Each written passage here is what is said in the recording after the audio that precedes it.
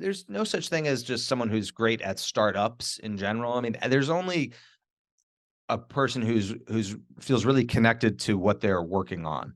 So, like if you asked me to start a company in I don't know, in gaming, for example, which is just I'm just not interested in gaming. Like as I Not a don't game passion. and yeah, and so I wouldn't be great at it. And so being a great founder requires just being 24/7, living, breathing, sleeping the problem, and caring so deeply, being so deeply connected to that mission that that's the most important thing is solve a problem that you have or that you care a lot about. I care a lot about second home ownership. When I read the customer testimonials from Pacaso owners, like it's pretty amazing, and I really care about helping that become globally scaled. I really care about information transparency, which is what Zillow is all about, and giving people access to information so they can make smarter decisions. Like these are things I'm passionate about, and that's why I was good at those companies.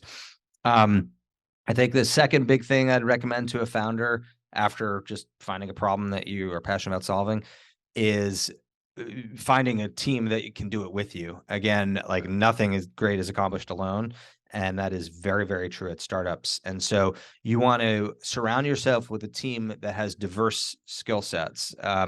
Ideally diversity of all types, but at a minimum, diverse skill sets. So if you're a business person or a salesperson or a marketer, you need to find a technical co-founder, somebody who's engineering Got it. focused. If you're a great software engineer, a great technical architect, you need to find a great salesperson to help complement your skills. So that's absolutely critical for startups.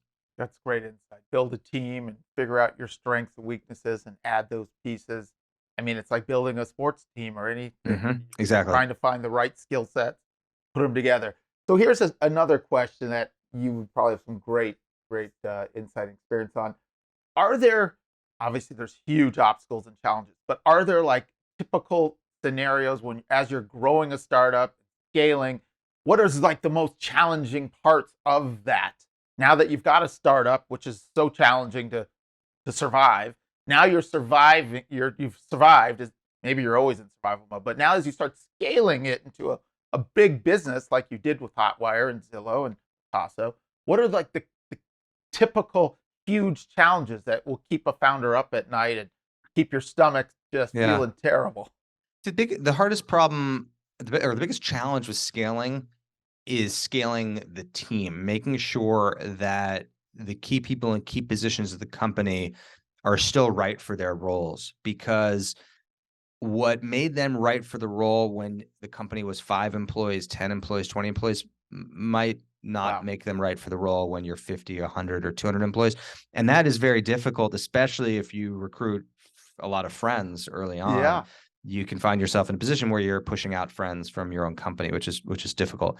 Yeah. Um, That makes and sense. the advice I always give to people is to think about the challenges ahead for each of those roles. So let's say you're a Series C stage, 200 employee company, um, and imagine you were hiring today for that SVP of marketing, that director of software engineering, that VP of customer care. Like knowing what you know about the roles today and what the company needs for the next 12 months, would you hire that person into that Yeah. role So today? thinking ahead.